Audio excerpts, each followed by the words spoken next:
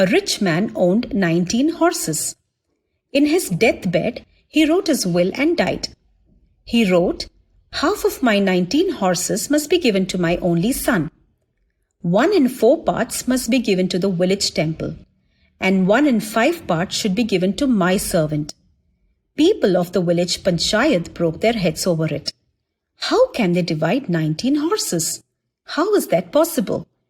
They wondered how to solve the problem. Totally confused, they decided to consult the wise men in their neighborhood.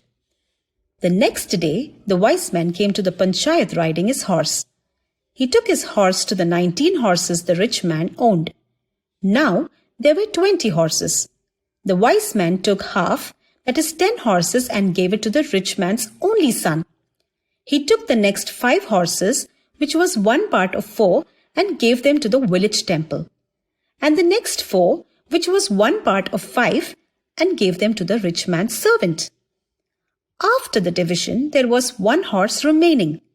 He took the last one home, as it was his. Before leaving, the wise man pointed out that any of them could have thought of the same idea if only they hadn't been so selfish. Many of the members of the panchayat were rich. Still, none of them could come up with a solution like the wise men, because they were all extremely narrow-minded and selfish, that they could not even think of offering something from their possession even for a moment. We who follow Christ must be wise. In the book of Proverbs, it is said that the fear of the Lord is the beginning of wisdom. If we read the Bible intently and meditate on the Word of God, we can receive God's wise counsel and great understanding. Let's take a second here and examine ourselves.